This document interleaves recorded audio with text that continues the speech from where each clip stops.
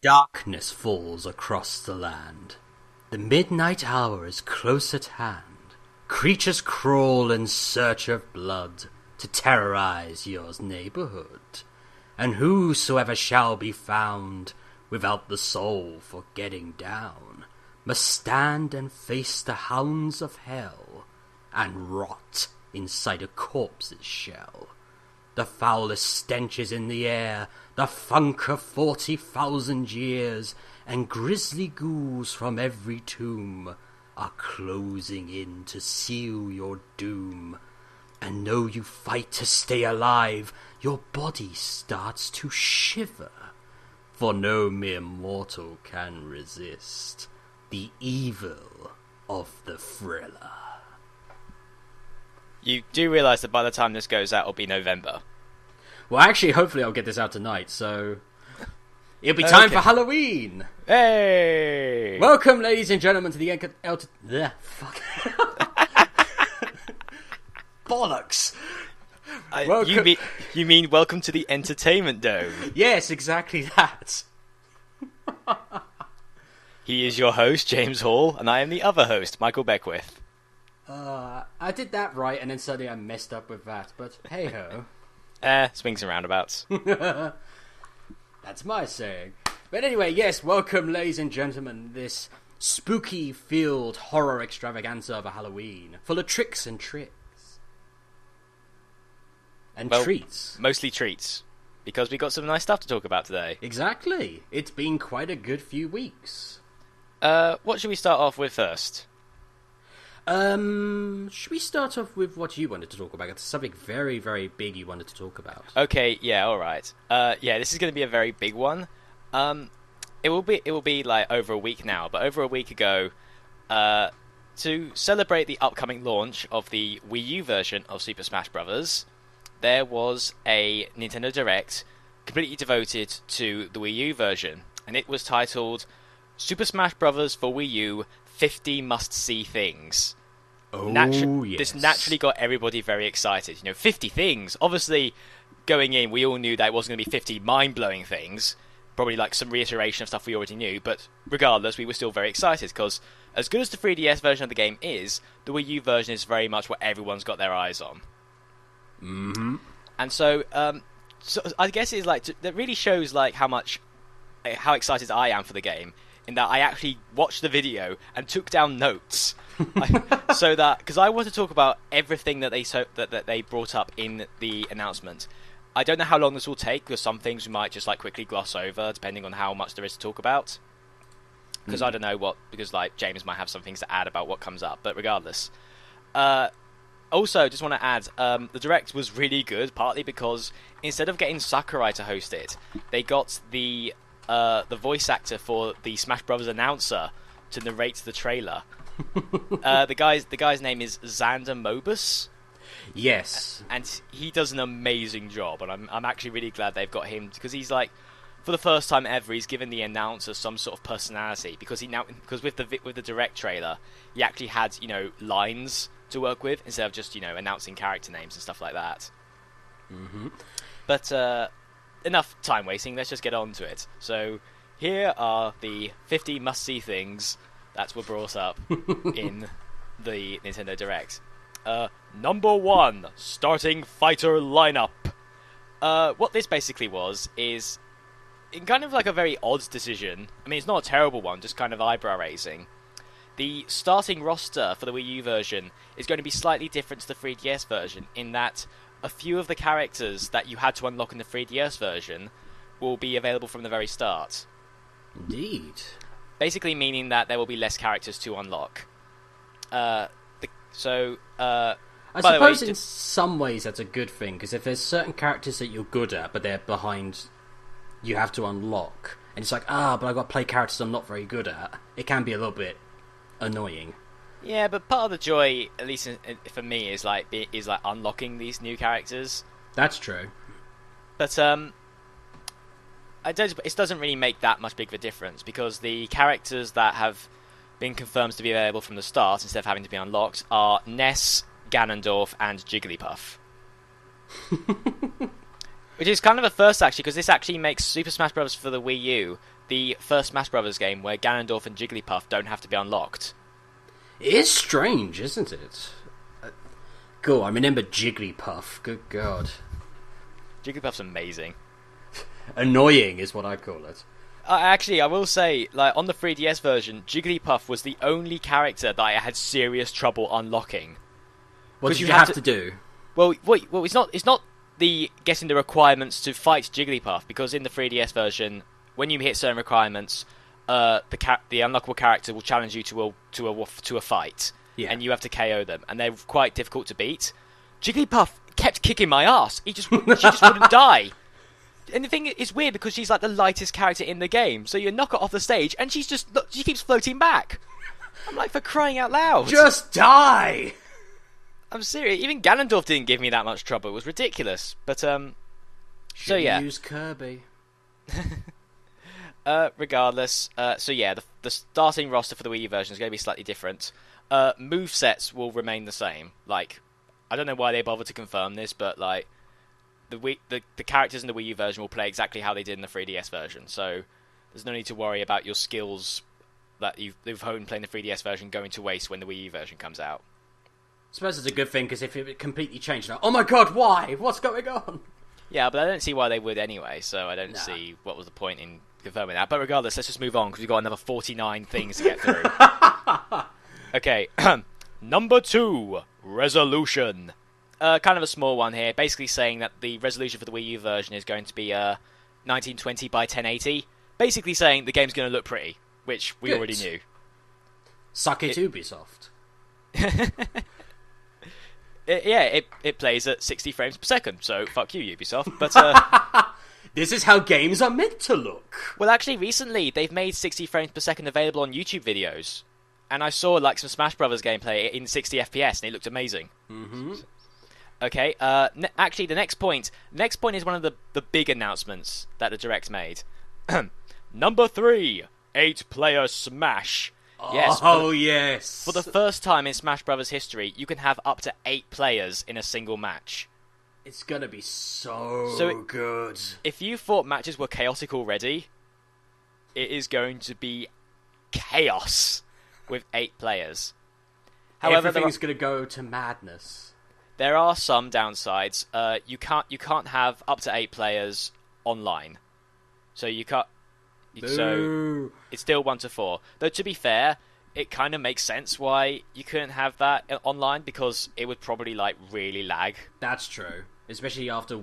Let's be honest, Smash Brothers Brawl was really laggy online. I could not find a single person to fight against on Brawls online, and while the 3DS versions online can be a bit laggy at times, at least I can actually find people to play against. Yeah, it's a lot easier on 3DS, I've heard. Yeah. Also, 8-player Smash, or 5 to 8-player Smash, I should say, will only be available for specific stages. Because there are some stages that are which would not suit having 8 players on them at once, because they're too small. Yeah. Which actually moves on to the next point. Number 4, bigger stages. There are plenty of bigger stages that have been revealed for the Wii U version, and it seems like part of the reason is so that they could accommodate 5 to 8 players. That's interesting. Yeah, so 2 of those stages include a bigger version of Battlefield, and I know this is going to please a lot of people, the temple from Super Smash Bros. Melee. Oh, yes! And the thing is, though, the temple from Melee was always one of my least favourite stages, not because it was particularly bad, but when you had 4 people playing on it, it was so big that it would be just such a hassle to get over to them. That's true. Especially if you got into the underground area, it was so hard just to KO them because they kept bouncing off the ceiling. So it's like you're racketing up to 200% and they're not dying. It's like, for God's sake. If you were playing as slower characters, it was a nightmare. But if you were playing as fast characters, it was run circles around them.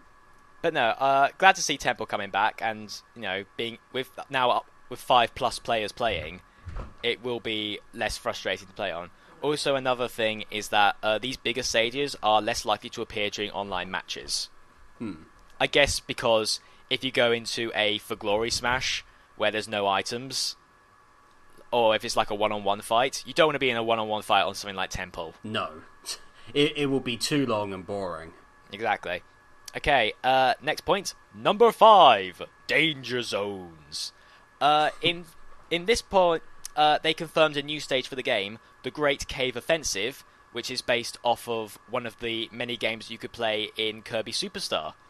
And I welcome this because the Great Cave Offensive was a pretty cool mode, and it's a massive stage as well. And what the danger zones are is that they're basically like these sort of red sections on the walls and ceilings and floors for the Great Cave Offensive stage that damage players if they touch it. And if a player touches one when they have 100% damage, they'll be instantly KO'd. Oh, that's going to be interesting. But this is obviously added because the Great Cave Offensive, I don't know if you've seen it, James, but it's not only is it very big, there's not that many areas to launch players off screen. So these have been added in order to make it slightly easier for players to get KO'd, just so matches don't end up dragging on for ages and ages. And on. Yeah, that's good. Which I welcome. It's a little thing, but it's just one of those things where you go like, oh, that's kind of cool. That's neat. It's also an extra gameplay element, especially when you're fighting against other people. It's like you've got to be careful, you've got to maneuver very well. It's a good change, I think. There was actually a part in the trailer where it was like, I can't remember who it was. I think like Mario got grabbed by Donkey Kong and thrown up into a danger zone, and DK taunted, and then DDD came up from behind him and threw him into the danger zone. Sucks to be you. Yeah. Actually, speaking of like neat little additions, next point, number 6, dual plane battling. There's another new stage that got confirmed is Jungle Hijinks, which is based on Donkey Kong Country Returns, and it is going to have a foreground and a background that players can switch between. There are like these barrels that you can jump into, and you'll be blasted to either the background or the foregrounds, depending on where you are. That's interesting. It is interesting. You know, it adds like another level of strategy because like you can lure opponents to the foreground or the background depending on where you are. Also, when you use one of the blast barrels, the character will be temporarily surrounded in flames, and if you jump into a barrel while you've still got the flames around you, the barrel will blow up. You won't take any damage apparently, but like if it blows up, you'll just leave yourself open slightly to being attacked. Not bad. Also, I suppose I would have expected it to just literally blow you off the screen, but yeah, I'm surprised they didn't add like a damage penalty or something. Also, because the background is much wider, players will be launched further when they're hit on there. So, if you go to the background area, not only do you have an easier time of like launching your opponents, but you yourself can be launched just as easily. Ooh, so it's I like kind of a risk-reward kind of system thing going there. Always good to have. So yeah, in short, Jungle Hijinks, welcome stage, neat gimmick.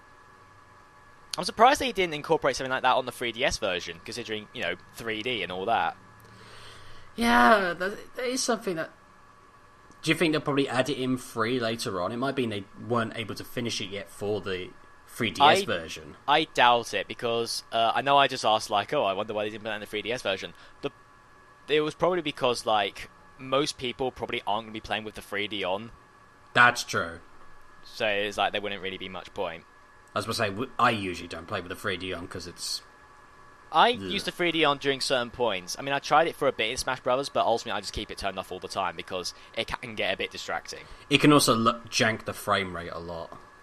Well, for some games, yeah, but on Smash Brothers, the frame rate handles surprisingly well in 3D. But that's something we've discussed before, so... moving on. Number 7, number of stages. This is basically saying that there will be more stages in the Wii U version of the game than there are on the 3DS version.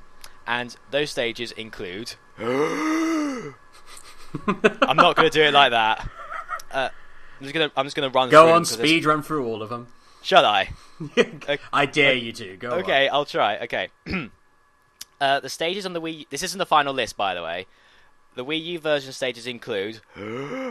Battlefield, Mario Circuit, Mario Galaxy, Castle Siege, Orbital Gate Assault, Gawa Plain, Yoshi's Island from Melee, Wily Castle, Windy Hill Zone, Lilac Cruise, Palutena's Temple, Town and City, Mario Circuit from Brawl, Woohoo Island, The Great Cave Offensive, 75 Meters, Wrecking Cruise, Skyworld, Wii Fit Studio, North Air, Boxing Ring, Port Town Aerodive, Skyloft, Luigi's Mansion, Pyrosphere, One-It, Halberd, Jungle Hijinks, Delfino Plaza, Gamer, Pilot Wings, Bridge of Eldin, and Final Destination.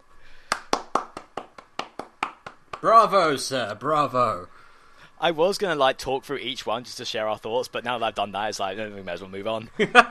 Plus, this episode will drag on for much longer, so let's Yeah. just move on. But let's just say it's always good to have new stuff. Yeah, and plenty of welcome stages coming back, and some not so welcome, 75 meters. Why? But no. next point, actually, number 8, Miiverse stage. It will be distributed at a later date because they haven't finalized it yet. But there's going to be a stage based on Miiverse, which is God! it's like the community sort of thing that is available on the Wii U. You know this is going to end badly, don't you? Somehow I doubt it. I feel like they're aware of online shit. So what it's basically going to be is that it's going to be sort of basic Battlefield style stage from the looks of things, and it's going to have Miiverse posts taken from the community itself for all the Smash Brothers characters that are going to all be in the background, which is it's a cool feature because it's basically somebody could do a post and then they'll see it on the stage and it'll be like, oh my god, I drew that, and now it's in the stage, and it's like that's kind of cool. And I'm sure it'll be monitored because they're going through the community and looking for pictures and posts and stuff like that. So as long as it doesn't end up like Little Big Planet. I love Little Big Planet, but there's how do you mean exactly? There's loads of avatars and everything are just basically not fit for the age limit. Okay, well, Nintendo are sort of very strict on the whole age policy thing, so I reckon it'll be alright. True. Okay, number 9, Palutena's Guidance. Do you remember the Snake Codex that you could do in Smash Bros. Brawl? Yes. They're going to do something very similar to that, except with Pit, where if you use his down taunt on the Palutena's Temple stage, it will basically be exactly like the Codex, where Pit, Palutena, and Viridi, all from Kid Icarus Uprising, will basically talk about one of the other opponents that Pit is fighting.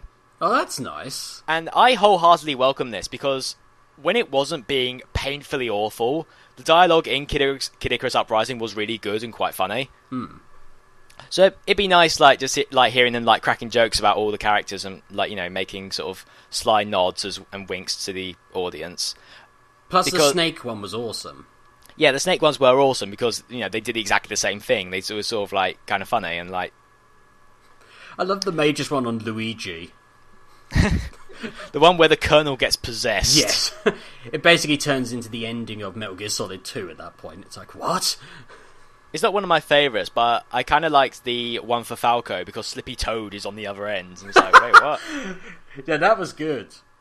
And they're gonna do something similar with this as well. We didn't see it for long, but if you use Pit's down taunts on Palutena's Temple when he's fighting Robin, Crom will appear in the conversation as well. Yes. Also, the Orbital Gate Assault and Lilac Cruise stages will also feature almost exactly the same thing with special conversations between the Star Fox crew. Nice. Lilac Cruise had that in Brawl, and they're carrying it over to this one. So plenty of it. It's a neat thing. It doesn't surprise me that it got added, considering Sakurai made Kid Icarus Uprising as well. But I welcome it. I know some people probably wouldn't like it all that much, but the option's there. It's not forced. It's not something that gets in the way of the gameplay. It's a nice little added bonus. Yeah, exactly. Okay, next point. Number 10, Metal Face. This is very much something that appeals to me probably more than you, James.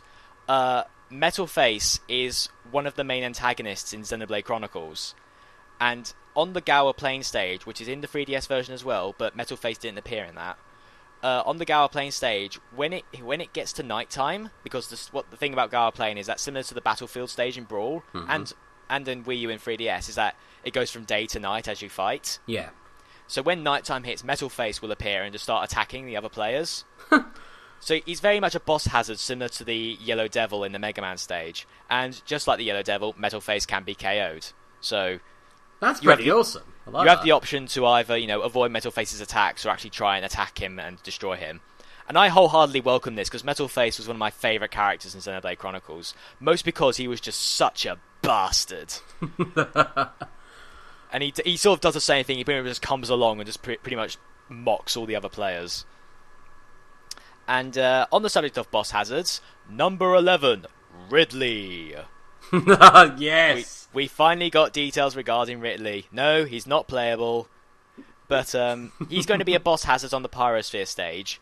However, unlike Metal Face and the Yellow Devil, if a player attacks Ridley enough, Ridley will join forces with that player. Ooh, that's... So basically, if you like deal enough damage to Ridley, he will team up with you and attack the other players for you. Now that I like. Again, a whole new level of strategy to try and get him to join you. That's interesting. Exactly. And also, if Ridley like absorbs a certain kind of energy, he'll turn into Meta Ridley, which will make him all the more deadly. However, Ridley is not invincible because you can KO him. And not only that, if you KO him, you actually get a point for it. So if you're playing time matches where the aim is to KO as many opponents as possible, KOing Ridley could give you a massive advantage. Yeah. Not only that, if Ridley is on your side, you can still KO him. Ooh, I like that. The choice of either using him to help you or just to kill him to get the points. That's interesting. I like that dynamic. Ridley's also not the only hazard that players can use on the Pyrosphere stage. There will also be these FG2 Gram units, Julions, and Zeros. I'm sure a Metroid fan understands those. I don't. I was about to say, I'm like, huh? I don't know any of those, but they can be used by other players in the fight. So Pyrosphere stage is definitely going to be probably one of the more chaotic stages. I was about to say, especially for 8 players. If there is an 8-player stage. I don't know if Pyrosphere will be available for 8 players. Looking at it, I think it could. It seems big enough for it, but we'll see. If it is, oh my god, that's going to be hilarious. Alright, next point. Number 12, coin battles. There have always been 3 main types of battles: time, stock, and coin. Coin was absent from the 3DS version, but it's going to be in the Wii U version, where basically all you do is every time you hit a fighter, they drop coins, and then you pick up the coins, and whoever has the most coins at the end of the match, which, because it's timed, I think, at the end of the match wins. And it's an interesting way of playing it. I'll be honest, I barely touched coin battles on both Melee and Brawl. I was about to say the same here. Yeah, so I guess it's cool that it's back. I'm sure anybody who's actually enjoys playing coin battles will be pleased, but I could take it or leave it, in all honesty.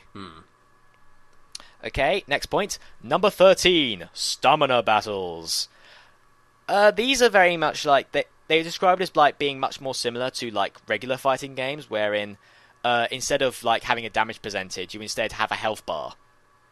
And... you know, if you lose all your HP, you're knocked out, and the last player standing wins. And I've tried it a couple of times, and it's fun. It's just another way of playing, much like the coin battles. It's an extra added thing that's not... You don't have to play it, but it's there if you want to play it. Yeah. Stamina Battles is available only in Special Smash mode, which is point number... number 14, Special Smash. Special Smash is basically a sort of mode where... you can create your own custom rules for matches. One example here that they used in the trailer, Mega Flower Metal Curry Smash, which is all players... What a mouthful. All players are giant-sized, metal, have the super spicy curry effect on them, have a flower on their head that constantly deals damage. Oh my god! Yeah, there's a whole bunch of stuff that you can adjust. You can adjust like how quickly the characters move. You can adjust if it's like high gravity or low gravity. Oh, this is going to be chaos. Yeah, it's basically if when you just want to fuck about and have like these really insane matches. Also, apparently, matches that are done in Special Smash won't affect your records. So I guess that's for players who like, if you like, for those who like to keep track of their wins and their losses. It's very much for the people who take Smash Brothers much more seriously. They take it, as a proper fighting game. Yeah. So I think that's fine. Yeah, no problems there. Enjoyable. Add to it. Number 15, item frequency. Basically, set how often items can appear. You can turn off specific items if you want. This feature was in the 3DS version as well. Not so sure why they devoted the entire point to it, but who cares? Who cares? Yeah, not really much to discuss there, so moving on. Number 16, My Music. Now, this was one of my favourite features in Smash Bros. Brawl, the My Music feature. Every stage has, like, several different tracks that can play on it. And with the My Music feature, you can adjust how often those pieces play.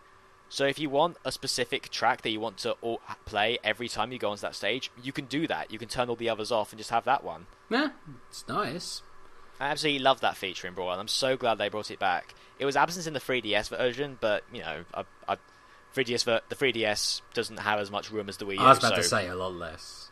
And it's not like the 3DS version didn't have great music. It did. It was amazing. It had enough for the 3DS.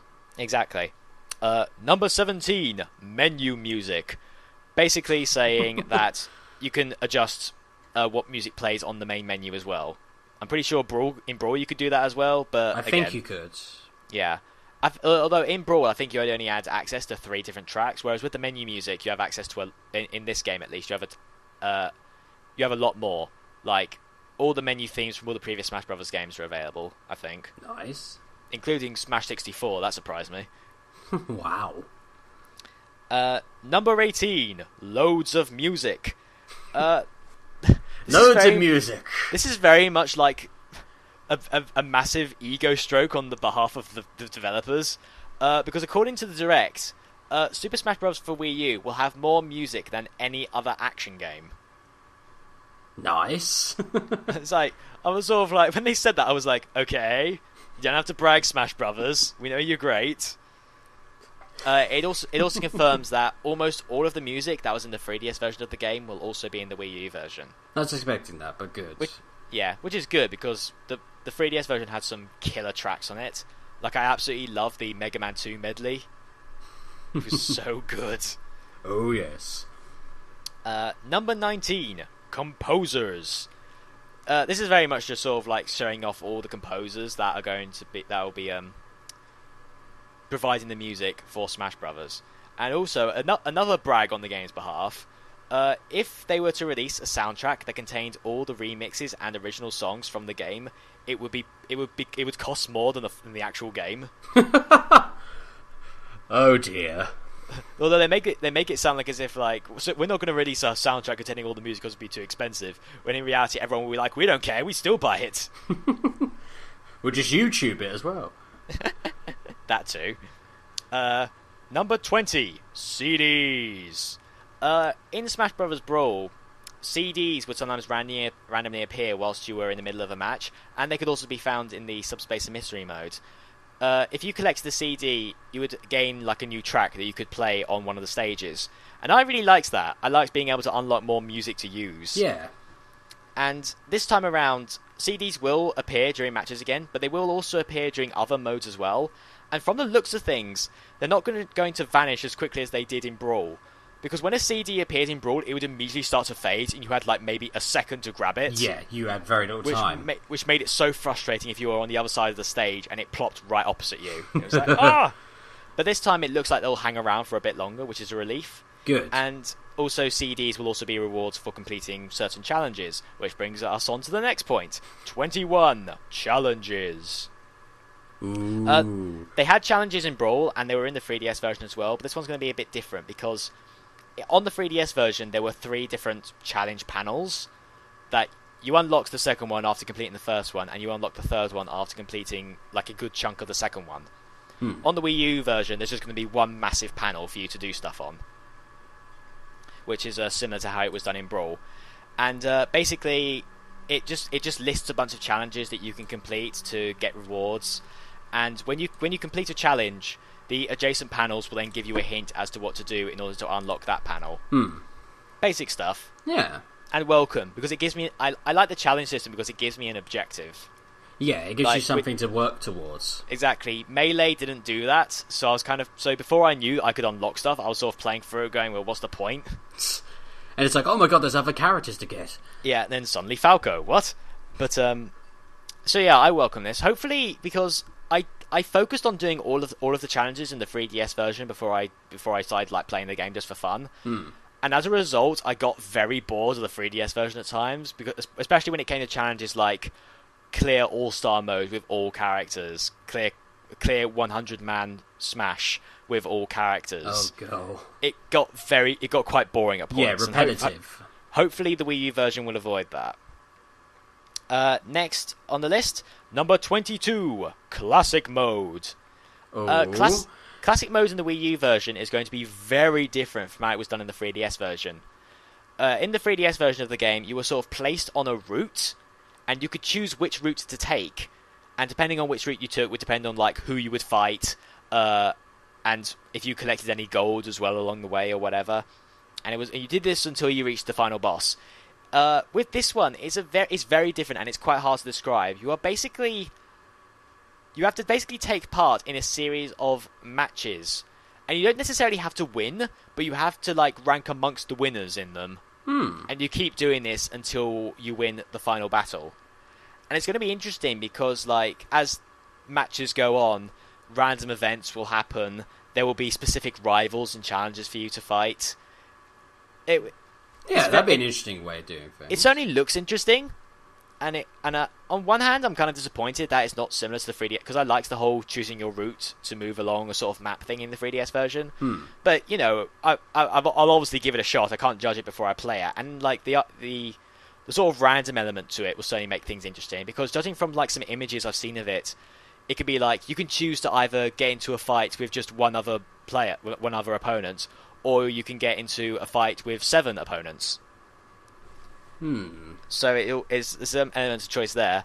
Obviously, you can adjust the difficulty using goals that you acquire in the game, just like in the 3DS version.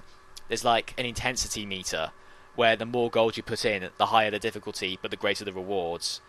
Risk reward, I like that. Exactly. And the opposite occurs. If you want to make the game easier, you have to give gold as well.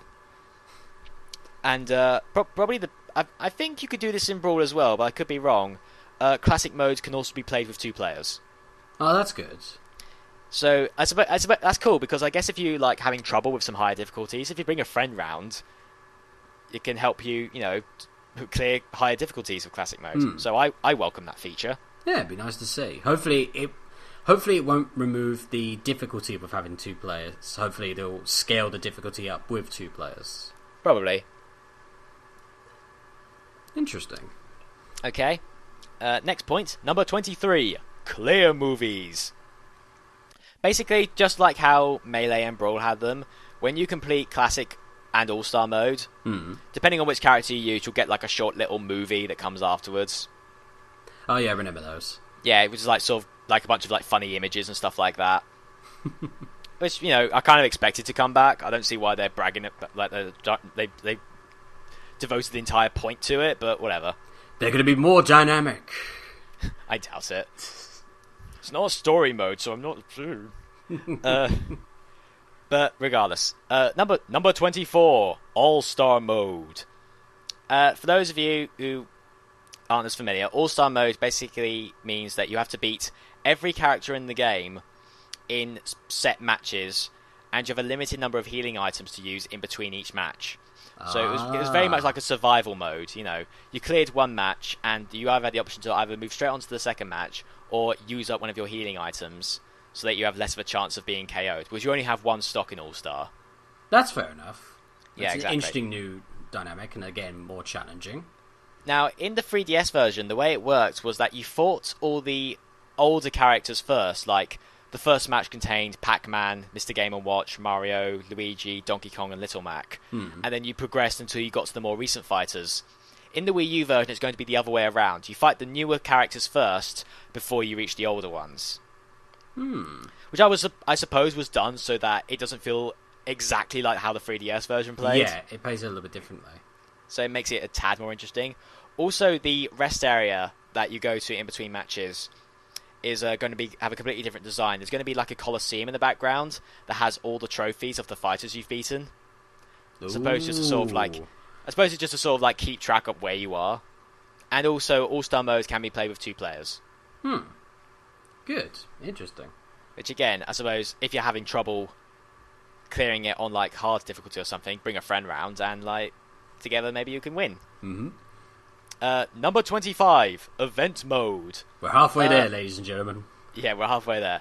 Melee and Brawl had events as well, which are basically like themed battles that you have to beat. And the way it works in event mode in the Wii U version, what happens is that every time you clear an event match, it then opens up pathways to other events. Oh, and I like that. And from the looks of things, depending on like what difficulty you beat it on, or like if you like, for example, there's one event where it says to unlock a hidden route, complete it within this specific time limit. So that way, it sort of like encourages you to replay them on like slightly tougher difficulties. And also, there will be 2-player events as well. And what it means by that is that the events aren't custom so that 1 or 2 players can play them. No, there will be an entire section devoted to 1 player, an entire section devoted to 2 players. Oh, nice. So there's completely different events. Brawl, again, did the same thing, but it looks like they're going to do like a whole lot more stuff. Build up with on it. Good. Yeah.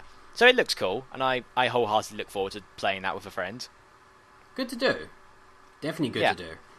And now we get to another one of the big announcements in the trailer. The 3DS version had a mode called Smash Run, which was you were in a dungeon sort of area for 5 minutes, and you had to run around defeating enemies and collecting stat boosts that you would then use in a random match at the end against 3 other players. Smash Run was... I know you haven't played the 3DS version, James, so obviously I'm not so sure what you think about Smash Run. I haven't been able to play Smash Run, but... Yeah. Smash Run was cool for, like, the first 2 times you played it. Right. And the appeal of it really began to wear off after a while, and it didn't help in that it was local play only. Ugh. Like, there was no online version of that whatsoever. I suppose that would work better for Wii U, because playing Smash Brothers like couch co-op is always good, but on 3DS, not so much. Exactly. And it also got very annoying if, like, you got, like, a whole bunch of, like, you like, increased your jump ability, like, to ridiculous levels, and then the match afterwards was like, oh, reach the end before everyone else does, and it's like, but I've got a whole bunch of jump stats and barely any speed stats. How the hell am I gonna... Sucks to be you! Yeah, exactly. Smash Run isn't going to be in the Wii U version. Instead, there's going to be a brand new mode. Number 26, Smash Tour. Smash Tour is a board game mode. So something a bit similar to Mario Party or Wii Party, where you take control of a Mii, and you spin a wheel to move around a map, and it's up to 4 players as well. And the way it works is that as you go around the map, you'll, like, collect fighters that you can use in battles, and a bunch of items that you can use, like, during your turn that have different effects. If 2 or more Miis land on the same space, then everybody takes part in a battle. And the fighter that you use depends on the order you acquired them. So say, for example, the first fighter you picked up was Sonic. That means in the match that takes place, you have to play as Sonic. And I like this. It requires, like, it forces you to, like, adjust to a different fighter, which again adds up this whole sort of random element that, you know, Smash Bros is known for. It also teaches you a whole new character to get used to. Exactly. And if you defeat somebody, there's a chance that you can actually steal one of your opponent's fighters from them. I like that. Yeah, and there's stat boosts that you can collect across the map, exactly the same to the ones you get in Smash Run.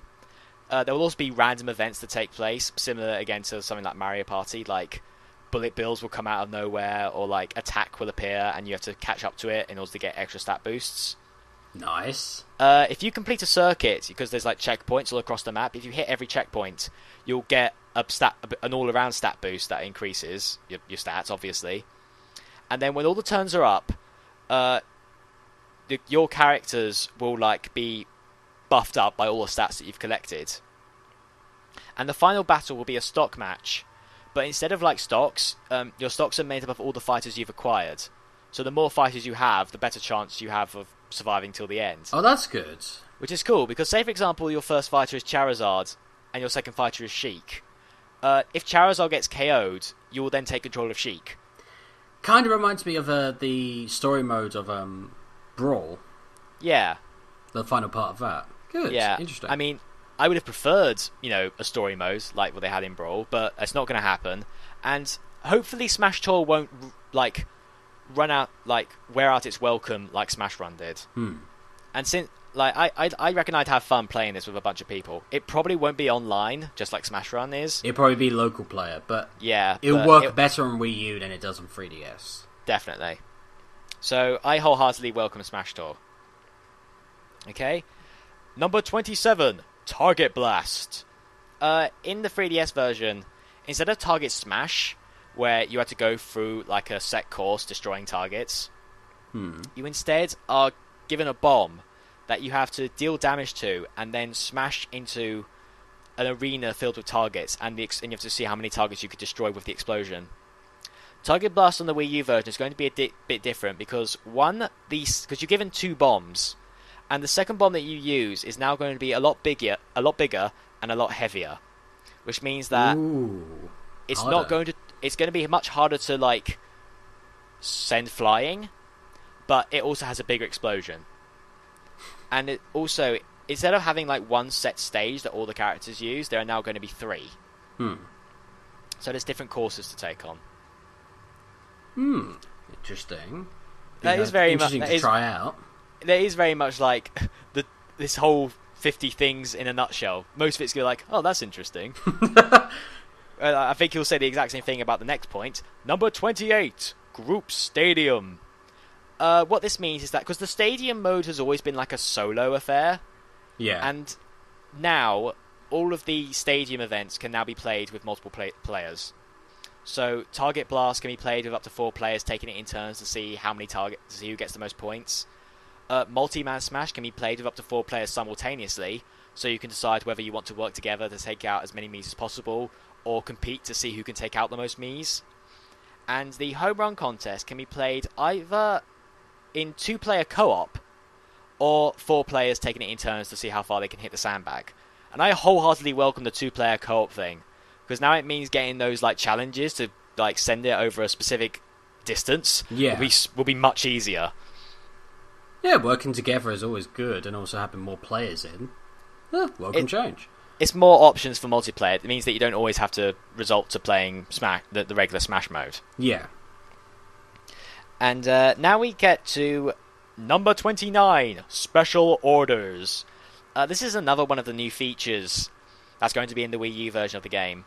There's 2 different kinds of Special Orders, Master Orders and Crazy Orders, which are challenges set by Master Hand and Crazy Hand respectively. Oh dear. In Master Orders, you use gold to purchase tickets for specific matches. Like, say for example, one match might be a 2-stock match for like 4 participants, and you have to win. And depending on the difficulty of the challenge, depends on how great the reward is. So obviously, the higher the difficulty, the better rewards you'll get. So, and the thing there is that if you lose a challenge, that's it. You've lost it. You can't reuse tickets to take on the challenge again. So if you fail the challenge, that's it. You can't do it again. So there's certainly interesting there. Crazy Orders is very different, and fittingly enough, a lot more crazy. Of course. Instead of using gold on specific tickets, what you do is that in order to enter Crazy Orders at all, you either have to spend gold or use a pass. I don't know where you get these passes from, but I'm sure we'll find out once we get the game.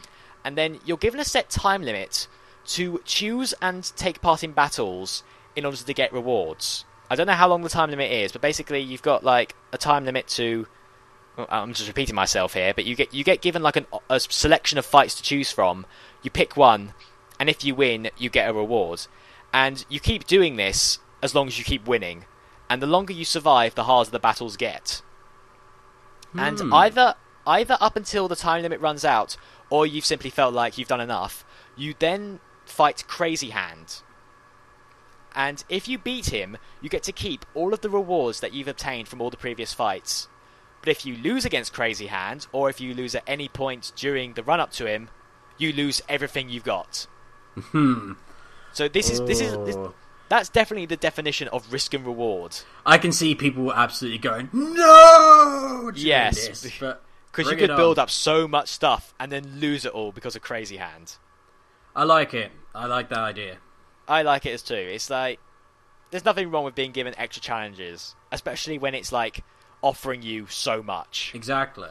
You know, and there's a lot of stuff to get in Smash Brothers. You know, trophies, music, customizable parts, all the costumes for your Miis and stuff like that. So, bring it on. Add more stuff. Definitely. And on the subject of the hand, it now brings us to number 30, Master Fortress. Master Hand and Crazy Hand were... Oh, actually, no, let me start over. In the 3DS version, when you got to the end of Classic Mode, you had to fight Master Hand. But if you raised the difficulty up, you then had the option to fight Master Hand and Crazy Hand at the same time. Raise the difficulty up even more, and when you fight the two hands together, Deal enough damage to either one of them, and Crazy Hand will vanish, and Master Hand will be ripped apart from the inside by a new form known as the Master Core. Ooh. Have you seen the Master Core? I have not, but this sounds intriguing. Look it up. It is one of the most... Just, you look at it and go, what is that? I will look at it right now. It is Nightmare incarnate. Super. And the way the Master Core works is that the Master Core has 4 different forms. There's the Master Shadow, where it just takes on the form of the character that you're playing as. Master Saber, where it takes on the form of a whole bunch of swords. Obviously not called Master Sword. What in the loving hell is this? Are you actually seeing it? Yes! it looks like a Bayonetta villain. Bayonetta confirmed for Smash. Oh my god. Jesus, that's horrifying. Yeah, and its other 2 forms are Master Beast, where it takes on some sort of rabid dog/scorpion looking thing, and Master Giant, which is just this humanoid giant, basically. I'm seeing this. He lifts the stage up. Yeah, Master Giant, he does that. Oh my... But if you think that... Yes, beating Master Core, is a challenge enough. Beating all 4 forms... Because depending on how high the difficulty is, depending on how many forms you fight, the lowest you could possibly fight him is fighting Master Saber, then Master Shadow, and then just destroying the core. Taking on all of his forms is a challenge. I got lucky enough to beat him on the highest difficulty twice. Ooh. I don't know how I did it, but I did it. God. The reason we bring this up is because on the Wii U version, if the difficulty is high enough, he will have an extra form. Oh no! The Master Fortress, which is a giant dungeon that you must traverse through. Oh my god, he's a bloody dungeon now. Yep. We barely know anything about it, but it's filled with a bunch of enemies, and obviously you have to destroy it from the inside. And all the announcer said for the Master Fortress is, "I hope you make it back alive."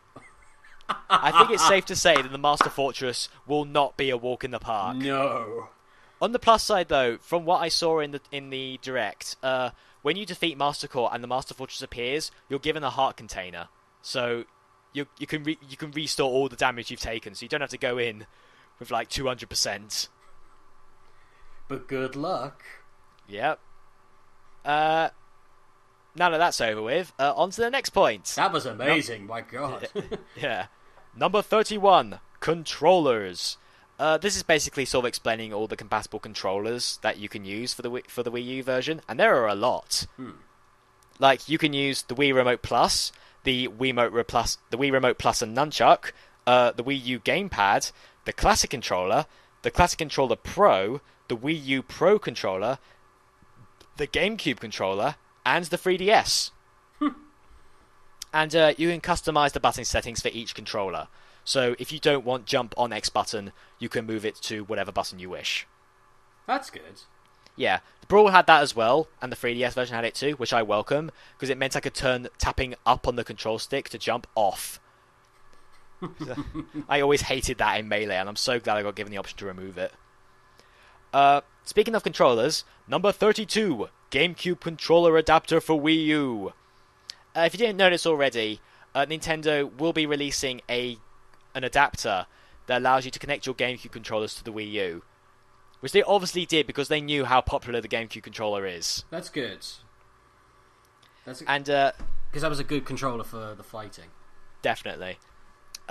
Also, they will be releasing a special Smash Bros. Themed GameCube controller to coincide with the release of the game. Oh yeah. It's essentially a black GameCube controller with the Smash Bros. Logo in the middle. I saw that. But that's all that's needed to make us go, oh, I want it so much. I must have it, precious. I mean, yeah, I have 4 of them already, but this one's got the Smash Bros. Logo on it. I must have it.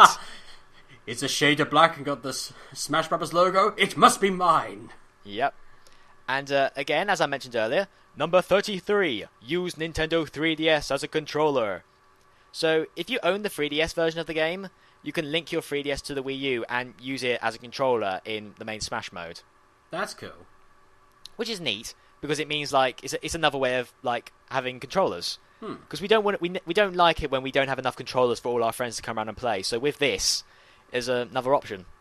It's a good especially now that we can have up to 8 people playing. Let the chaos begin. And on the subject of 3DS, number 34, connecting to Nintendo 3DS. This is basically that you can transfer your customized characters and any Mii fighters that you made in the 3DS version over to the Wii U version with all of their equipment and moves intact. Good. Saves all the busy work when you have to redo it all over again. Yeah, exactly. And so that's a very brief point. Next, number 35, loads of trophies. This won't take long. Trophies, obviously, you can collect in the Wii U version as well. They were in the 3DS version.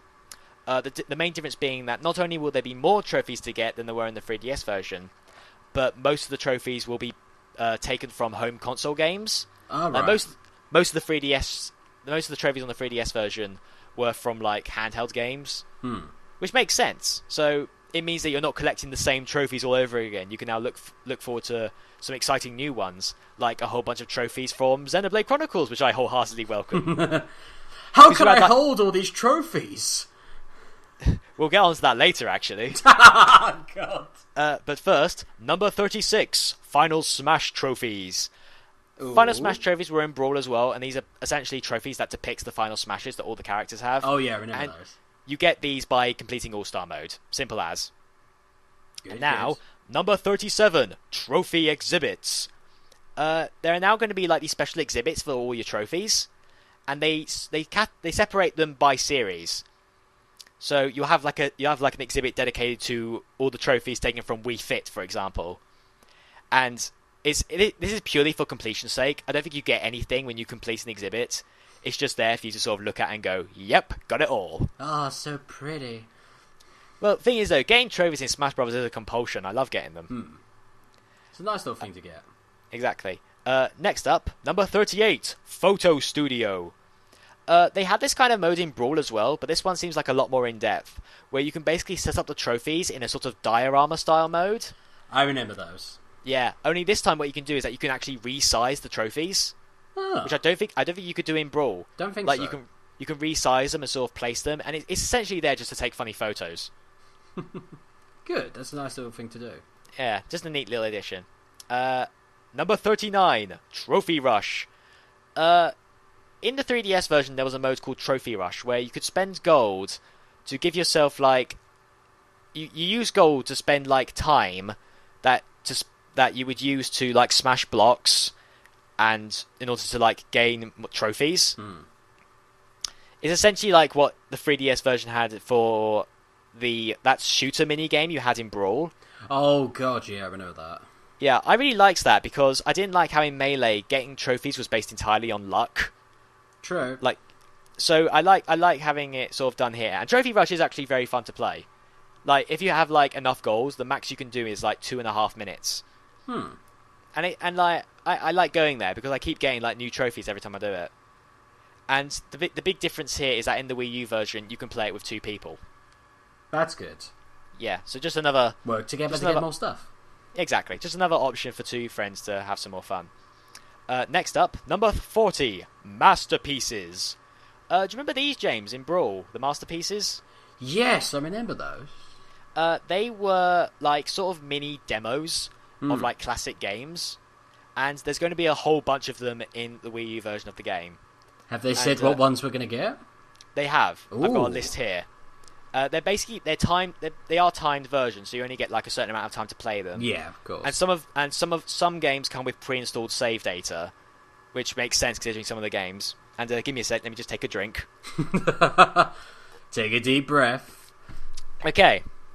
I don't know if this is all of them, but the masterpieces that you can play include Super Mario World, Super Mario Bros. 2 The Lost Levels, Kirby's Dream Land, The Legend of Zelda, Pac-Man, Super Mario Kart, Mega Man 2, Donkey Kong, Dr. Mario, Pilot Wings, Wrecking Crew, F-Zero, Metroid, Kirby Superstar, Punch-Out, Kid Icarus, Earthbound, Balloon Trip, Kirby's Adventure, Super Metroid, Zelda 2 The Adventure of Link, and Super Mario Bros. Super Mario Kart and Earthbound. Oh, yes. And, in an also neat little feature, if you like what you play, you can like take a link straight to the eShop and buy the full game. That's nice.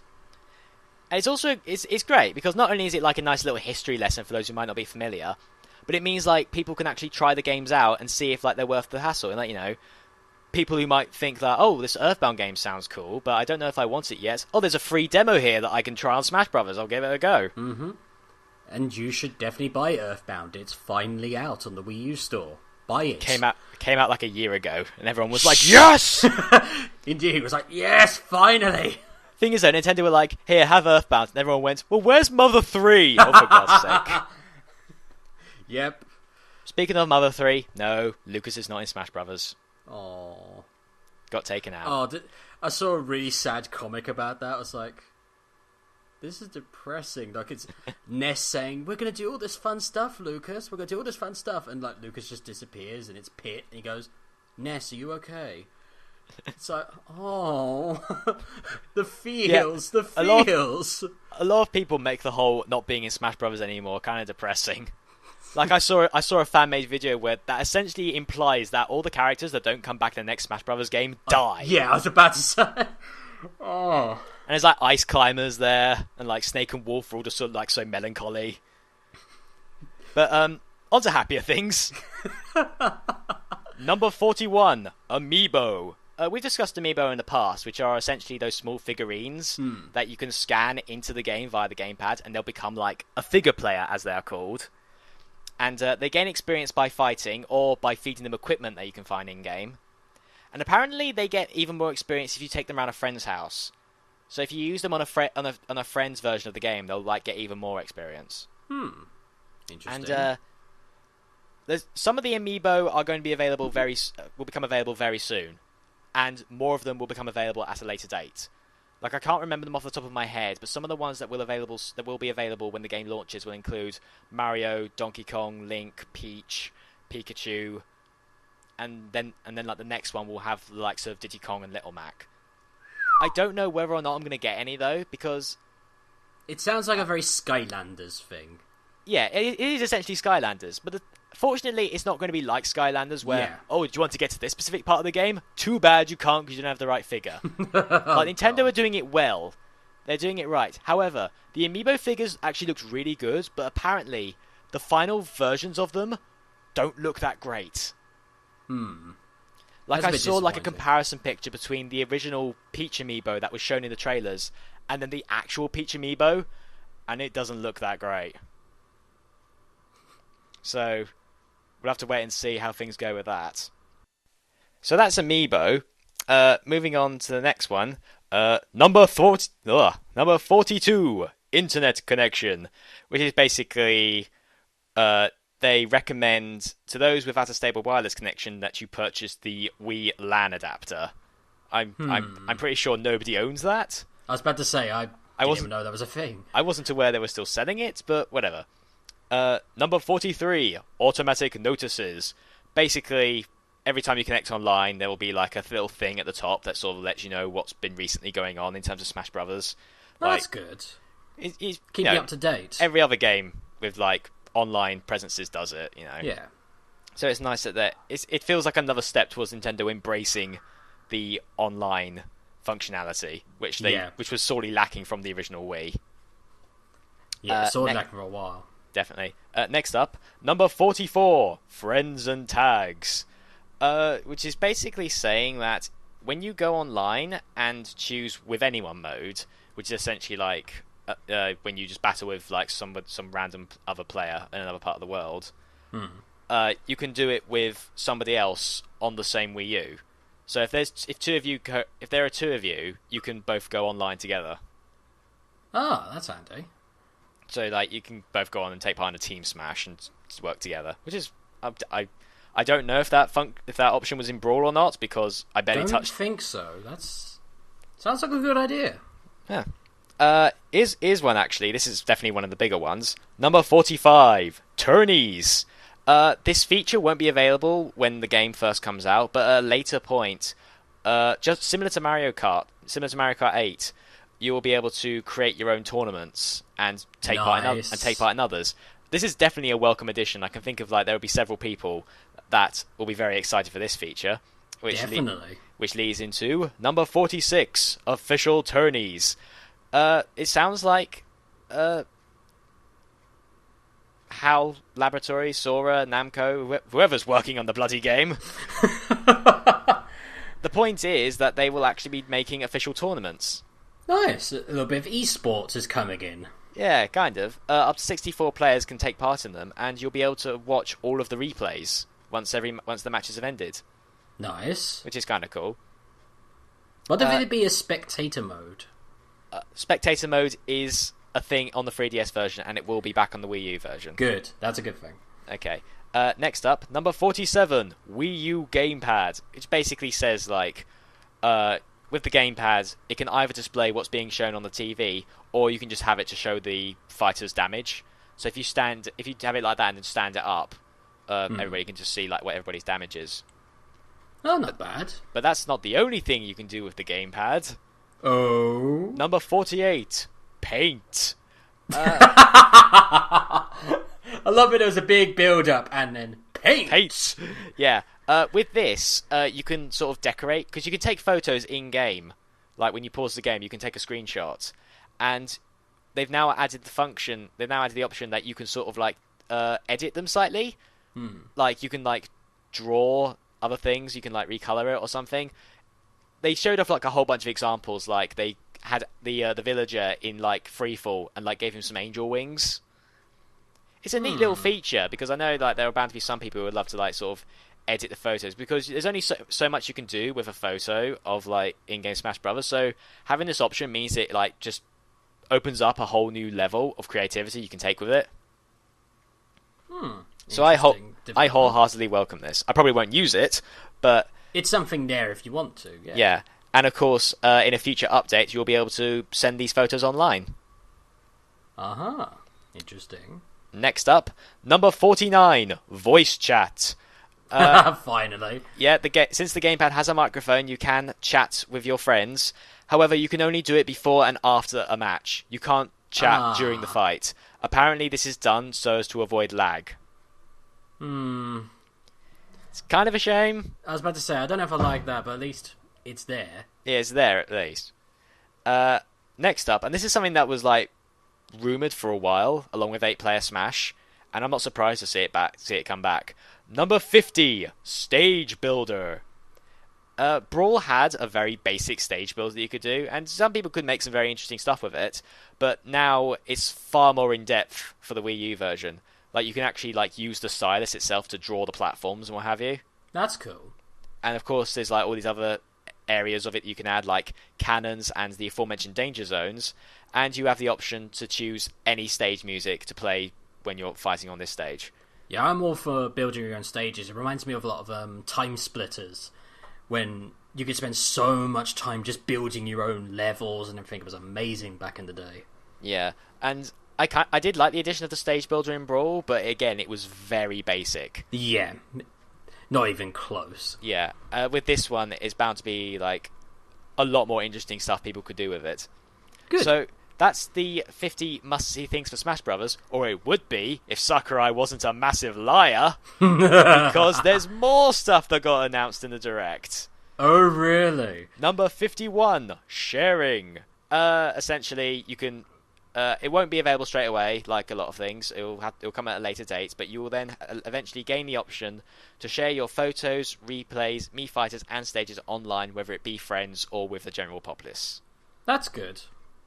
And now, a quick rundown of the other modes that are in both versions of the game.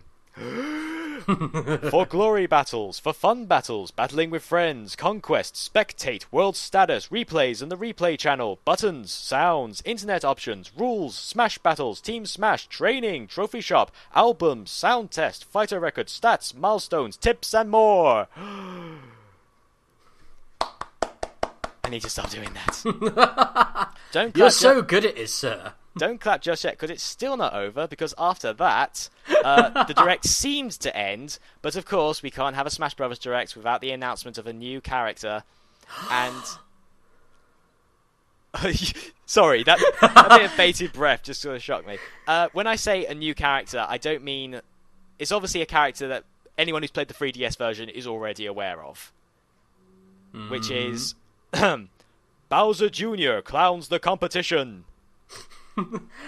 Was this the one that had like Shadow appearing until you got kicked off? What? No. Oh, I thought I saw something that was like Oh, never mind me. No, this trailer, it was basically a confirmation that Bowser Jr. will be playable in Smash Bros. And it was quite surprising because it starts off with Bowser Jr. beating the shit out of everyone. I saw that. He wrecks everybody. It was no really one could stand up to him. It was like, No. Jesus. And, like, to be fair, having played the 3DS version, Bowser Jr. is actually a really cool character to play as. Like, when I found out he was playable, I was sort of like, really? I mean, we already got one new character with Rosalina. And he was in the clown car, which didn't really excite me all that much. But then I actually saw how he played. And I was like, oh, I take it back. This is actually kind of cool. He's gonna wreck everybody's shit. And not only that, instead of having 7 alternate costumes, you instead have the option to play as the 7 Koopalings. Now that I like. That is a cool addition. And I've said that a lot in this episode so far, but I wholeheartedly welcome the option to play as the Koopalings. I mean, they're not my favourite Mario characters. I could have lived without them. But the fact that they made them alternates to Bowser Jr. instead of just like swapping the colours was pretty cool. It's a nice change, yeah. Yeah, exactly. But that still wasn't the end of it. There were still a few more things that they wished to announce. Number 52, movies. All the reveal trailers that have been shown off since the game's announcement will be available on the game to watch in glorious HD. Oh, that's nice. Yeah. And then we got something that I'm pretty excited for. Number 53, premium sound selection. If you register both versions of the game with Club Nintendo, you'll be given a special 2-disc soundtrack for free. Wow. Yeah, the red disc will feature music from the 3DS version, and the blue disc will feature music from the Wii U version. However, how long do we have for this? Well, Smash Brothers in Europe at least, it was said that Smash Brothers would be coming out on the 5th of December in Europe. It's changed. Yeah, it's only changed to the 28th. Only just today. It's been pushed forward to 28th of November, which I think is the same day that America gets it. So, hell yeah. I definitely ain't complaining about that. Definitely. The offer for the soundtrack though is limited. You have a limited time, so you have to be quick about it. Does it say what time it stops? Or... I don't know when it ends. I'd imagine like maybe a few months. Yeah, I'd imagine so. Probably about February time. But I'm very excited, mostly because on the Wii U disc, when they were talking about it in the trailer, they played a snippet from what I'm assuming is the track titled Xenoblade Chronicles Medley. And there was a remix of like one of my favourite tracks in there, and so I was sort of like, I must have this. It must be mine. Okay, and we're almost done. There's one final announcement that they had to make, and really, there was no other way to end this. Number 54, Mewtwo is on the way. Woohoo! When we all thought that he would never come back, Sakurai goes, "Nope, I'm putting Mewtwo in the game." Oh, Sakurai, yes. Mewtwo, who was sadly absent from Brawl, who everyone assumed had been replaced by Lucario, will be returning to Smash. However, he will be a free download to those who have bought both versions of the game. So, if you want to download Mewtwo, you need to have both the 3DS and the Wii U versions. Mm-hmm. Which doesn't bother me all that much, because I was going to get both versions of the game anyway. But I imagine I imagine there are some people. Like I know, for example, you, James, you've chosen to pass the 3DS version and go straight to Wii U. I probably will get the 3DS version as well, but I imagine it is that it's free if you own both, but they will eventually bring it out for either version to Yeah, buy. I was going to say the exact same thing. That's what I reckon will happen. I couldn't see them just like, oh no, you have to own both versions to get Mewtwo. I'd be like, no. Yeah, I reckon they'll make Mewtwo available like at a later date that you have to pay for him. Because he's not ready yet either. No, he's not ready. He will become available in spring 2015. Yeah, so I'm assuming that in spring 2015, if you have both versions, you'll just automatically get him for free. But if you haven't got them, then you have to pay for it. Yeah, exactly. It does actually almost make you wonder, will there be any other DLC characters like this? Oh, I'm assuming so, considering they're pushing the internet finally on the Wii U. I'd be very shocked if they don't do more downloadables. They're already doing it for Mario Kart. I would totally be down for Smash Brothers character DLC. Oh, hell yeah. Especially if they do it very well. Like, not just as a chance to like bring in some new characters, but as a chance to bring back some old. Like I wouldn't mind Wolf or Snake coming back. I don't think Snake. As much as I want it to happen, I don't think Ice Climbers will become DLC, considering that apparently Sakurai couldn't get them to work on the 3DS version. I was about to say I wasn't a fan of them anyway, so I'm fine with that. I kind of miss them, but regardless. But yeah, that's all I wanted to talk about regarding Smash Brothers. That's all finally over, and we're like an hour and 10 minutes in. I was about to say, and there's still so much we want to talk about. We're going to have to edit, but I think we should actually give another little treat to the audience. When Disney took over LucasArts and took over Star Wars, there was a very, very heavy casualty involved. LucasArts, the video game publisher, sadly shut down. And we thought that we would never get another Star Wars game from them, or we wouldn't be able to get their stuff. That has now changed. GoodOldGames.com, otherwise known as GOG, has just started to put LucasArts games on their website, which includes Secret of Monkey Island, Knights of the Old Republic, the old Sam and Max game. This was the one that's not on Steam. It's just such a lovely little treat. But the best one, X-Wing and TIE Fighter.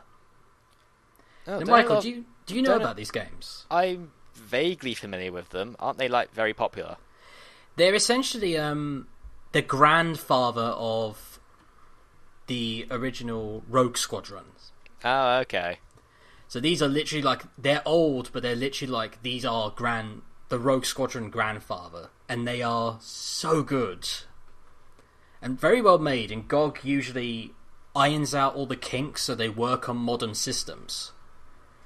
So if you want a LucasArts game, you can now go there, and apparently they're putting more stuff on over in the near future. Well, I can imagine that certainly cheered some people up. Oh yes, because when LucasArts went under, we didn't know if we'd be able to get those games again. Some of them were released, like obviously Knights of the Old Republic, but some of them weren't released, and we never know if we'd be able to get them re-released. But now they're on GOG, we'll now be able to finally get them, and GOG are very fair, and also very good with their pricing, because I think they're a European... I think they're owned by the same guys who do the Witcher series. So CD Projekt. And they actually do like fair price models, and also like for The Witcher 3, if you pre-order The Witcher 3, you actually get money off, because they basically say, yeah, we know the Europeans are paying more than the Americans, so we give you like about tenner off to use in our store. Definitely handy. Okay. So if you definitely want to give any of the old LucasArts catalogue a try, go to GOG.com today. I can't really add anything on this because I know very little about LucasArts games, although I know that a lot of people, like I said, will be very happy with this, so good for them. Especially if they want to if you want to give a try the games that basically created the Rogue Squadron games. Were Battlefront LucasArts? Yes, I think so. But the thing is, the Battlefront games had the combat, but they didn't focus on it. Unlike Rogue Squadron, which focused on the flying. Except for the third one that had some ground combat that was terrible. Okay. Which, don't know why they focused on that. But if you want to focus on a proper space shooter, which, let's be honest, we haven't had much of in recent years, it's nice to actually have them back. And hopefully we get to see more. Maybe even get to see some of the Rogue Squadron games on there, maybe. Mm-hmm. That would definitely bring a lot of happiness to a lot of people. And as in me. Well, whilst we're on the subject of IPs acquired by Disney, let's talk Marvel real quick. Oh yes. Should we talk about a certain storyline that might be happening in comics? Go on. Linkara actually retweeted a certain tweet that from Dan Slott, that in summer 2015, Spider-Man, renew your vows. And it's like the picture has Peter Parker, Mary Jane, and a certain red-haired little girl. My fan fiction is now complete! But Michael, wasn't that canon? Doesn't that technically not make it a fanfic? Shut up. Well, technically, because of a certain deal with Mephisto, it certainly turned into fan fiction. Yeah, I think we should probably explain this. To those who are not aware, many years ago, it was decided that Peter Parker should no longer be married to Mary Jane. And to do that, they had Peter Parker decide to make a deal with Mephisto, the Marvel Universe's equivalent of the devil. Yep. He made a deal with Mephisto to bring Aunt May back to life, who had died of a gunshot wound, who apparently no doctor in the Marvel Universe could save. Oh, don't get started on that one. They actually show every single person who's basically a doctor. Dr. Reed from Fantastic Four. Doctor Strange. Doom, Doctor Strange. And not even None Doctor of them Doom could do it. The geniuses of the Marvel Universe could not remove a single bullet from an old woman. It's called bullshit in other terms. The most contrived bullshit. And Peter wanted Aunt May back, and Mephisto said, I will bring Aunt May back to life, but you must give me your marriage. And they agreed to it, and time was rewritten so that Mary Jane and Peter were never married. And I cannot think of a single person who was fond of this idea.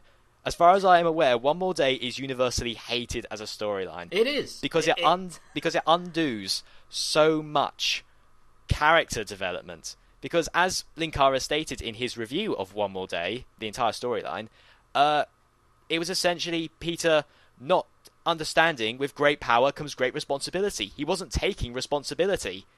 Mm-hmm. He was a grown-ass man who wasn't willing to accept the tragic death of his admittedly rather old aunt. I was about to say, even Linkara brings up that she's gonna die soon anyway.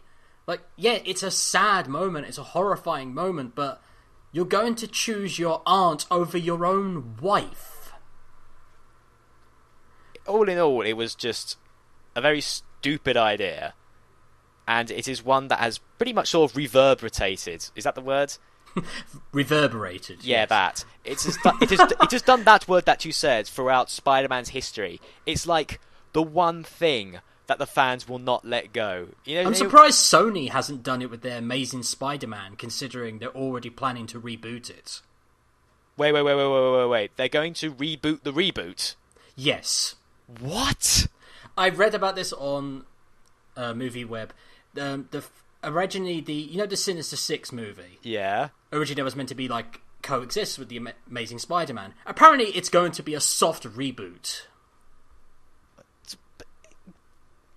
Okay, I know Amazing Spider-Man 1 wasn't all that great, and I know a lot of people hated Amazing Spider-Man 2. I thought Amazing Spider-Man 1 was good, and Amazing Spider-Man 2 was not very good. Amazing Spider-Man 1, it did a lot of things that I really liked, but the things that I didn't like, I really did not like. Yeah, so I can't bring myself to completely like that movie. But yeah, I'm aware that those two movies were maybe not as great as Sony wanted, but to reboot a series that is just rebooted, are you insane? You can't do this. Yo, dog, heard you like reboots. It just shows what little faith that you have in this is a franchise. Of course they don't. They're movies. The movie industry as a whole at the moment is an absolute minefield of a mess. It's ridiculous. I just can't get my head around it, because it's obviously an attempt to make more money. Oh, yeah. Because remember, Spider-Man was the first major superhero movie to be successful. Yeah, I mean, there were successful superhero movies in the past, Tim Burton's Batman, but none on the level, because of this. The first Spider-Man essentially made comic book films accessible to the average audience. Mm-hmm. But the thing is, though, like, they might think, the reaction might have been, oh, people aren't liking our reboot, well, we'll just reboot it again in, 2 years. And it's like, yeah, but do you think the audience are willing to sit through a third origin story? Because you know that's what they'll do. They should do, this is one of the few things I'll give credit to Tim Burton's Batman, because Tim Burton's Batman Returns I love. The first one, not so much, but that's a whole kettle of fish I won't go into yet. But one of the things that the first one did right really well was it was an origin story, but it didn't focus on the origin. Like, it kept flashback into his origins, but it didn't focus on it. Like, it would show you, and not like Christopher Nolan's one where we go back in time and see it. It's like brief, very brief flashback, like, oh, this happened, and then come back to the present. Well, it's very much you're placed into a point where Batman's been around for a while now. Arkham Origins kind of did the same thing. Arkham Origins wasn't about how Batman came to be. It was just showing Batman at a very early point in his career. Yep. Which I think, if they really are going to reboot Spider-Man again, that's have what to they do should do. They have to do it that way, because we can't sit through a third origin story. That was one of my problems with the first Amazing Spider-Man. I was seeing shit that I'd already seen. We know what's happening. I'm sitting there going, I know this, I know it. Look, he's getting picked on, and now he's got the spider, and oh look, Uncle Ben's dead. It's like let's be honest. The one good reason about Amazing Spider-Man was Lizard. We finally got Lizard, and also Rhys Evans was awesome. Yeah, Lizard was one of the things I did like about that film. Not completely fond of his design, but you know, it was more the acting. I think definitely sold it. Yeah, and then we got Spider-Man 2. I've not actually properly seen Amazing Spider-Man 2 all the way through, but I know how bad it is. I've read up on it. I've seen scenes of it. I am aware. Have you seen all of Rhino's scenes? No, because I know. You see in the trailer, I know his scenes are like collectively 10 seconds long. Pretty much. They got Paul Giamatti for like 10 seconds. And then that final scene, which they showed in all the trailers, was essentially the biggest part he had in the movie. Yes. It's like. It's also Green Goblin. Like, spoiler alert, Harry Osborn becomes Green Goblin, and he actually appears for that, literally, the end of the movie. It's like, wait, what? To be fair, I thought they'd hold out on Green Goblin until the third one. That's what I was thinking. I thought that was what they were going with. And that's a nice surprise, especially considering it's not Norman, it's Harry. Yeah. Which is actually, I think, how the comics did it. But like, Harry started first, and then it was Norman. Can I point out that Harry's Green Goblin design looks stupid? Incredibly stupid. He looks like, I'm the Green Goblin. It's like people say that the Green Goblin's design from like the original Sam Raimi Spider-Man 1 was a bit too goofy. I disagree. I think Harry Osborn's design in Amazing Spider-Man 2 looked goofier. I was about to say, it looked goofy in the original Sam Raimi movie, but that was the point. And it worked. In this one, it just looks so bloody stupid. I think we could spend ages talking about all the problems in Amazing Spider-Man 2, so... Yeah. I'm just going to get over that whole rebooting Amazing Spider-Man. But going back to the One More Day thing, what that retweet essentially was is that it seems to be hinting that they're going to sort of reverse what One More Day did. Either that or just get married again. I think that's the most likely. I don't think it's going to retcon Mephisto's deal. It's just Peter and MJ are going to get back together. I think that's... We're hoping that it does get retconned, but I don't think they would. I don't think they'd have the balls for it. Not to be cynical or anything, but I reckon that the reason they're doing this now isn't because somebody came in and went, "Okay, guys, we made a terrible mistake." Oh no! Let's just sort it out, because let's face it, we all know it was wrong. Let's just sort it out. It's more of a case of like, I could be wrong. I don't know what comic book sales are nowadays, but it could be like, shit, we're not making enough sales. What should you do? I got it. Remember that one Spider-Man thing that everybody hated? Yeah? Well, let's undo it. You're a genius. Everyone will come back for that and we'll make millions. It seems it's more of a business decision than an actual, oh shit, this was wrong. I was about to say, it's probably just like... Remember, it's always Marvel versus DC, and remember what DC's doing nowadays, fucking up their own. Oh, they are. I'm sorry. I could go to whole thing about New 52 with the Joker having his face ripped off. You know, the guy who is the most narcissistic villain in is a complete narcissist, and he's like, oh yeah, I'll have my face ripped off. No, Joker wouldn't do that. Screw you, New 52. You're bugging everything up. Well, what about all those TV shows they've got going on? Have you seen Gotham?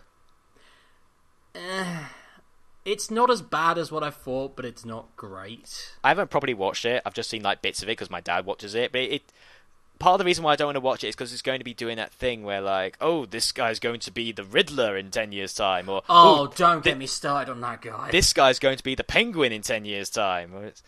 Here's the thing. And then I thought I was going to hate the Penguin guy the most, because he does not look like Penguin, and I still don't think he does, but he's growing on me. I thought he was the Joker when I first saw him. That's what I thought. He would play Joker really well. And then it's like, oh no, it's Penguin. And I was like, really?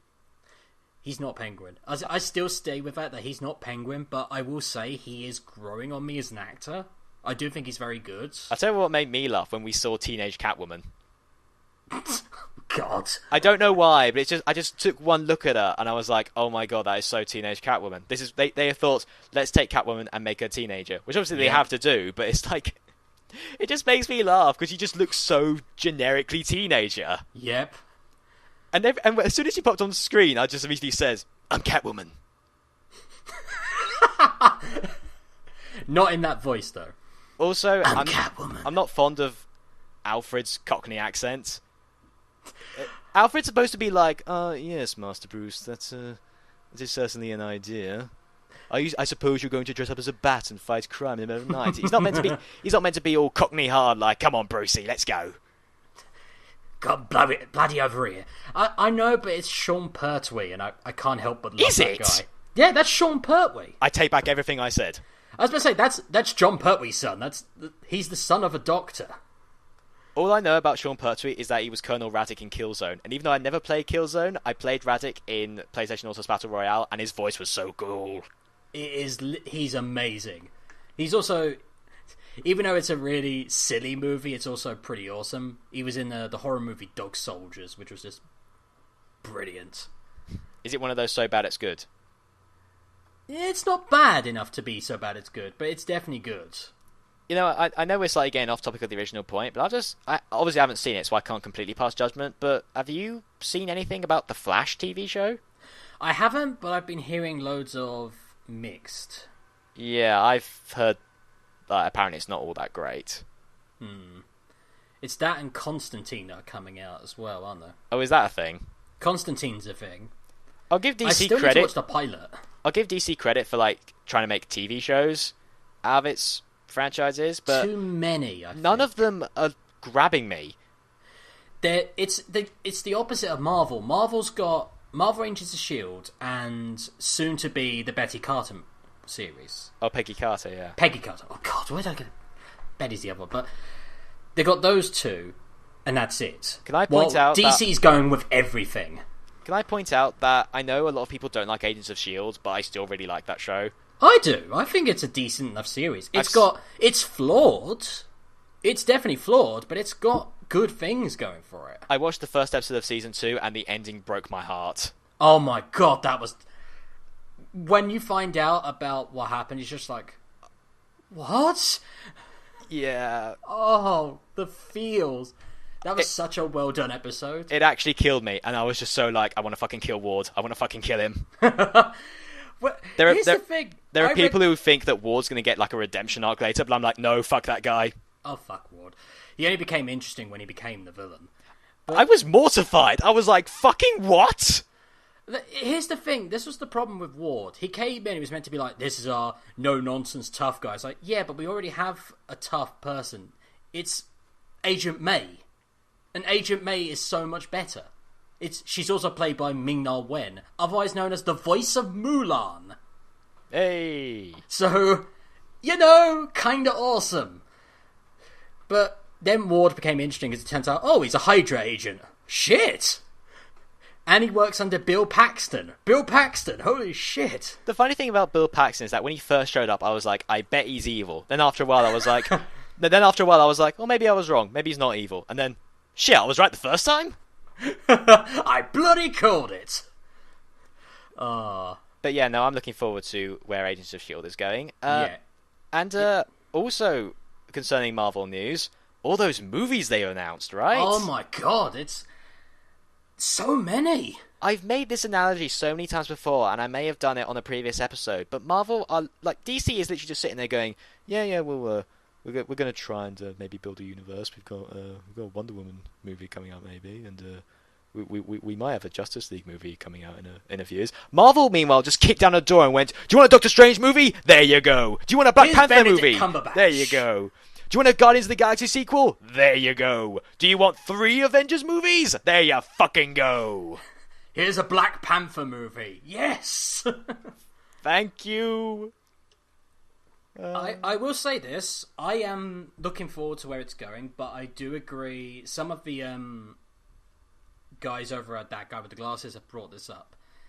It's a little bit disconcerting that they're literally saying, this is how many movies we have, and they have so many planned. Yeah, I do get what you mean. It feels like a conveyor belt.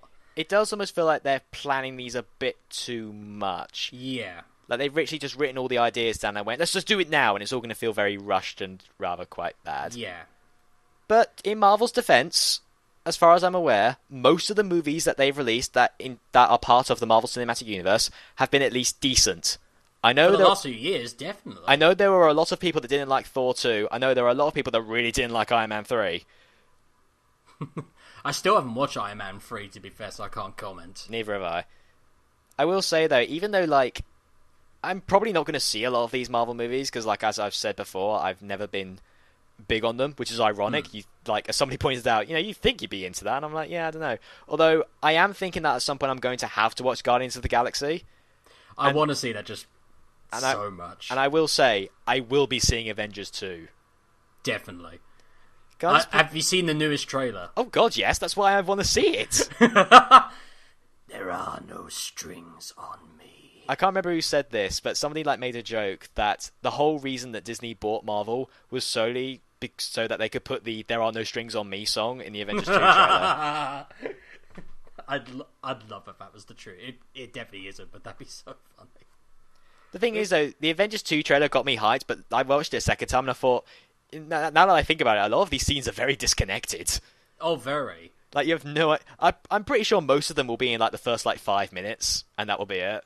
Probably. Like when you see Hawkeye running in the woods, I'm thinking, that's probably just going to be, like, a flashback to what happened.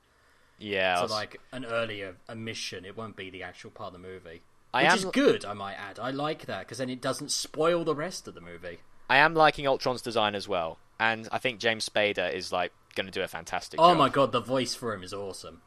It's also interesting they've showed Scarlet Witch and they've shown Quicksilver. They have not shown Paul Bettany at all. Who's he playing? He's playing... Is it... Vision. Oh, Vision. Yeah, he's playing Vision. Okay. And they have shown his design, and he looks very close to the comics, but they haven't shown him in the trailer yet. Maybe they're saving him for Avengers 3. No. He's definitely going to be in Age of Ultron. They've confirmed. They've definitely confirmed that. You know what's going to happen? They've said, oh yeah, Vision will be in Age of Ultron, and then he'll be in that end credit sequence. Yes! If they do, though, they've spoiled it, because they've shown him. They've shown what he's going to look like, so... But people are still going to wait to watch the end credits scene anyway. I remember when I went to see X-Men Days of Future Past, and the film ended, and I got up to leave, and my friends were next to me saying, "Where are you going?" I'm like, "Film's over." "No, after credit sequence." I'm like, for fuck's sake. This is a Marvel movie. There's always an end credit sequence. And I sat down, and then there's Apocalypse, and I'm like, "Oh, big shock, Apocalypse." Yeah, I didn't fucking know that, did I? I can't wait for fucking Apocalypse. Have you heard who's the first choice for him, though? Tom Hardy, isn't it? Yeah, it's like, I could dig that. Everyone saw him play Bane and went, "Yep, he's going to be a comic book villain now." I could definitely see him playing Apocalypse. Not in the Bane voice, obviously, but I think he'd definitely pull it off. Also, it's Benedict Cumberbatch is Doctor Strange. Is that official then? Because I think it's official now that he's going to be Doctor Strange. Well, then Marvel have pretty much earned themselves a paycheck right there, because there's going to be so many people who are going to be sat in there going I don't even know what Doctor Strange is, but Benedict Cumberbatch is in it. It is one of those things of some people saying, "Oh, it's a safe choice." It's like, yeah, it's a safe choice, but it's a pretty good choice. It's a good choice right there. It's going to be interesting because Benedict Cumberbatch is still, I don't know how old he is, but he's sort of quite young-faced. I think he's in his mid to late 20s, I think. So they might go for a slightly younger Doctor Strange, or they might stick a mustache on him and make him seem older. He could pull it off, I think. What other movies got announced? Well, obviously the Black Panther movie, which I'm very excited for. Here's the thing, though, with Black Panther. Black Panther, he's meant to end up with Storm. Him and Storm are meant to get together. But the thing is, X-Men is not owned by Marvel at the moment. It's owned by the film Fox. rights. Yeah, the film rights are owned by Fox. So unless they get the film rights back, we're not going to see Storm and Black Panther. No, at all. Which is depressing, because we want to see that matchup. Everyone is asking for Spider-Man and X-Men in this Marvel Cinematic Universe, and it just looks like it's never going to happen. Yeah, Fox won't let them. Fox will hold on to it by the skin of their teeth. Which is depressing, because I think Fox started off well with the X-Men movies, and then... Bleh. Then X-Men 3 happened. Oh, fuck.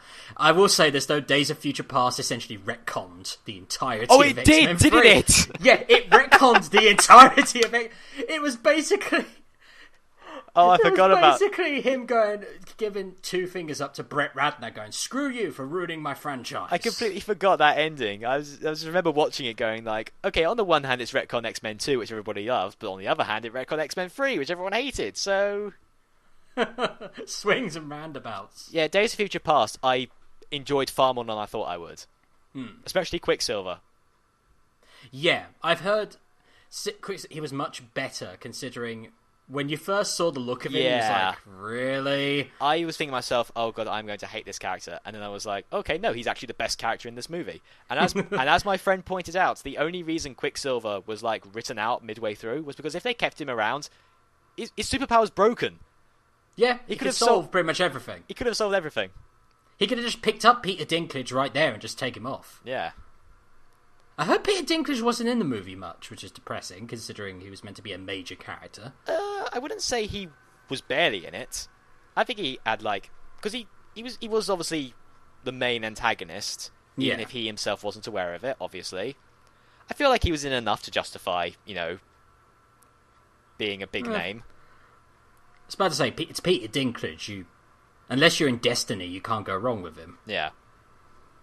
Oh, actually, I just remembered another Marvel movie that got announced that everyone's excited for. The Captain Marvel movie, which will be featuring Carol Danvers. What? I did not hear this one. Oh, did you? Yeah, a Captain Marvel movie was confirmed, and it's going to be centered around Carol Danvers, a.k.a. Ms. Marvel. Oh, awesome. The Captain Marvel that everybody knows and loves. That's a good one. Because there was a Captain Marvel before her, but... he was Shazam, wasn't it? No, that's DC's Captain Marvel. Oh, fuck. And he's Shazam now, in order to avoid this confusion that is going on right now. I was about to say, he's essentially the same character, let's be fair. Well, Captain Marvel, or Shazam, I hate calling him that, from DC, he's like a child that turns into an adult when he gets his superpowers. And he's as the Justice League cartoon describes him, he's essentially a bigger Boy Scout than Superman. Ugh. That's what he is. And the Captain Marvel in Marvel was like an alien who came down, and then Ms. Marvel sort of gained his superpowers by accident. But long story short, Carol Danvers is awesome, and this Captain Marvel movie will hopefully kick ass.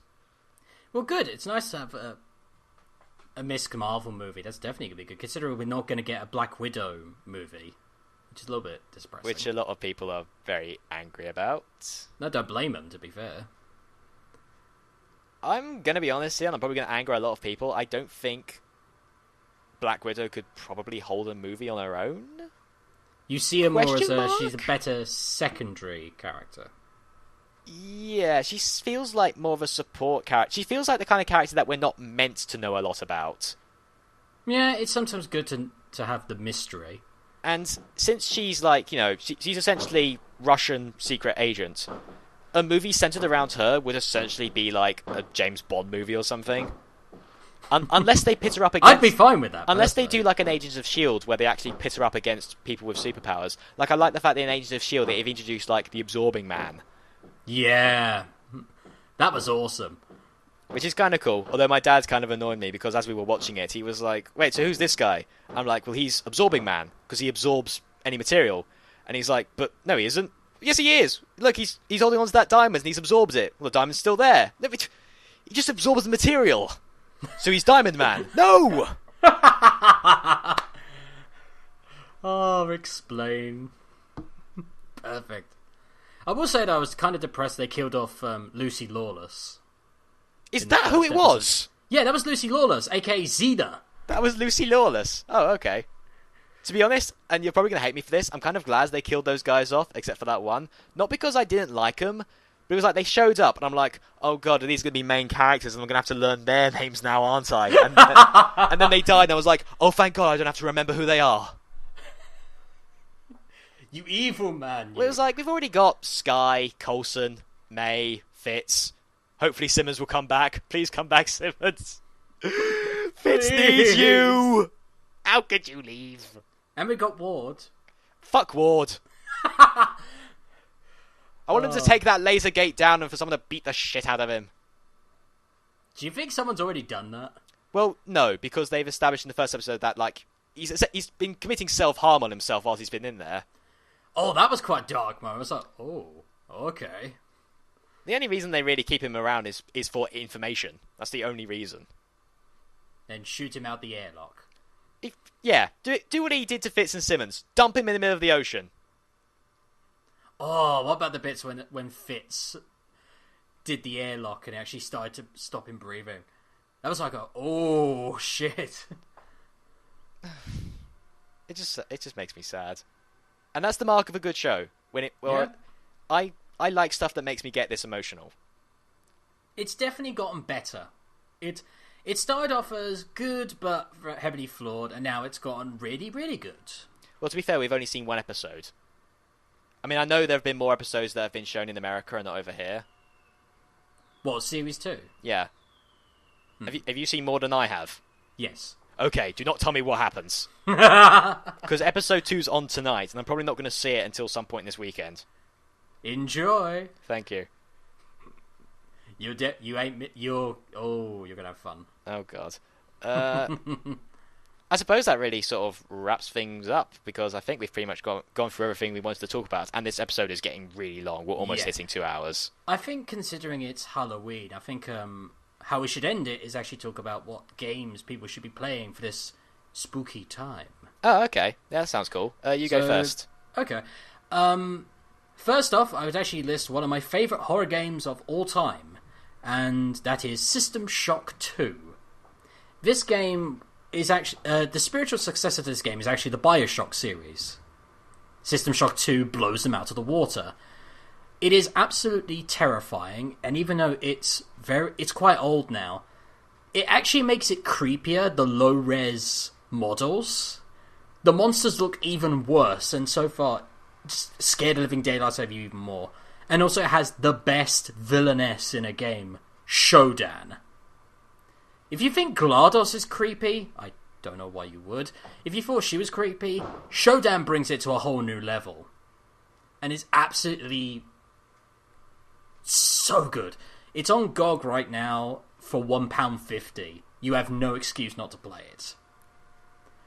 And another one I definitely recommend is Vampire Masquerade Bloodlines, which is a vampire role-playing game. It is one of the best RPGs that has ever been released, and is definitely one I highly recommend on Steam. And, I think another one that probably would recommend is something called Home, which is another one on Steam. It's a pixelated adventure, but it's definitely got the horror feel, and it's definitely one that should not be missed. I shall not reveal any more because I do not want to spoil it. And I think that'll be it for just a couple from there, but I think that'll be it from me. What about you, Michael? Well, I suppose I'd be remiss if I didn't recommend Eternal Darkness, Sanity's Requiem for the GameCube, even though I haven't actually finished that game, and I really should get back to it one day. From what little I have played, it is quite good. At least, if you like a game that fucks with you, you will love Eternal Darkness. The big problem, though, is the fact that it's been out for a very long time now, so you're probably already aware of some of the shit that it pulls on you. But if you've managed to avoid any information regarding Eternal Darkness, I highly recommend it, because it will fuck with you, I swear. I've heard the camera's not a problem either. The camera's very good in that game, so you shouldn't have any problems. Another game, not precisely a horror game, and I very much doubt a lot of people will have heard of this, is a game for the 3DS and PS Vita called Zero Escape: Virtue's Last Reward. I have heard of this game, yes. Play it. It's a visual novel with some puzzle elements thrown in. It's not... I wouldn't classify it as a horror game, but if you play it in the middle of the night with the lights off, and you're like me, you will be cowering under your bed covers, because that game just messes with you. Because you are essentially trapped in like some sort of warehouse with 8 complete strangers who seem all friendly enough, but you're thrust into a game that is essentially all about trust and betrayal. And because of the situation, it really begins to make you think, can I really trust these people? And then there's all these things that you discover regarding stuff that I really can't say because, oh my god, this game. And then the murders start happening, and I'll just leave it there. Ooh. As for like a third and final title, I don't exactly play a lot of horror games, so I'll tell you what. I'm just looking at my games now. I'll just throw in a joke one. Luigi's Mansion 2, also for the 3DS. Give that a go. It's not a bad choice either, to be fair. Because it's not exactly the scariest game around. There were like a couple of bits that did actually make me go, ooh, that's kind of creepy. Yeah. I was going to say, those games actually had some pretty good elements to them. It was actually a nice little haunted house story. Yeah. I haven't played Luigi's Mansion 1, though. I probably won't, since... I have. We're the complete opposite. I've played number 1 and haven't played 2. You played 2 and I haven't played 1. I reckon if we swapped games, we'd be like, I'd be like, oh, I prefer Luigi's Mansion 2, and you'd be like, well, I prefer Luigi's Mansion 1. 2 shit. Because 2 very much changes the structure. Like, it's no longer one singular mansion that you travel through. It's like... I've heard it's a lot shorter as well than number 1. If it is, I'd be surprised, because I've heard that number 1 is really short. Depends on how long you play it. Well, I know that you could easily beat Luigi's Mansion 1 in a day, if you're not going for 100% completion, or the highest rank. To be fair, most games today you could complete in a day.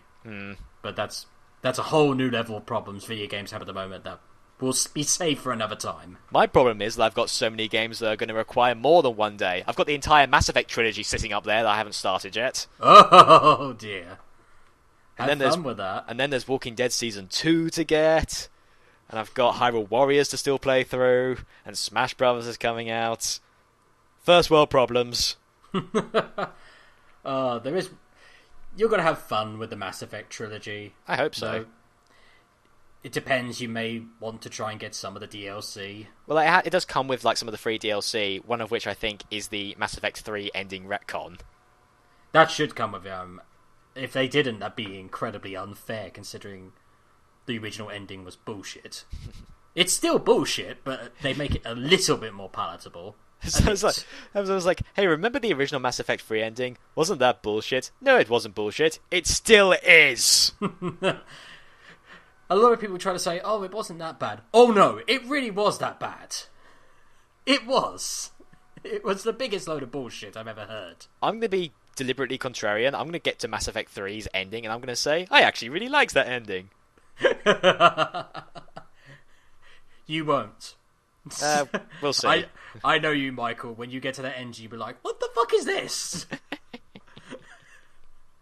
Damn it, they were right. Shall we call an end to it here then? Yeah, I think we should call it there. Ladies and gentlemen, this has been a Halloween treat-filled episode for you all. Not the scariest, but certainly the most informative. Oh, I don't know, some of Marvel's decisions are scary. I'm just gonna be Spider-Man. I'm gonna be lying in bed in the middle of the night and going, oh no, one more day. I want your marriage. The Peggy Carter TV series being cancelled. It hasn't been cancelled, has it? No, I'm just saying. Oh, thank God for that. Me having nightmares. Marvel. It was like, no, don't say that. No, Marvel-related nightmares. Peggy Carter TV series got cancelled. Oh, the Ant-Man movie's still going to be shit because Edgar Wright's not there anymore. Oh, that's a guarantee. Black Panther's going to be played by a white guy. Oh, don't. Oh, God, no. Avengers 3's not going to be canon. It was all a dream. That's Ultron's real evil plan for Avengers 2. I bet it was all a dream sequence. In fact, I bet it was Ultron's idea to make Avengers 3 in 2 movies. That's going to be his evil plan. It's all J.K. Rowling's fault. It is, though. Well, actually, no, it's not her. It's the studio that decided to make Deathly Hallows 2 movies. It's all their fault. Yeah. They started this off, even though they kind of had a reason to. And now everybody else is doing it. Ugh. Anyway, let's bring it to an end. Ladies and gentlemen, this is James Hall signing off. This is Michael Beckwith signing off. Goodbye and happy Halloween! Happy Halloween.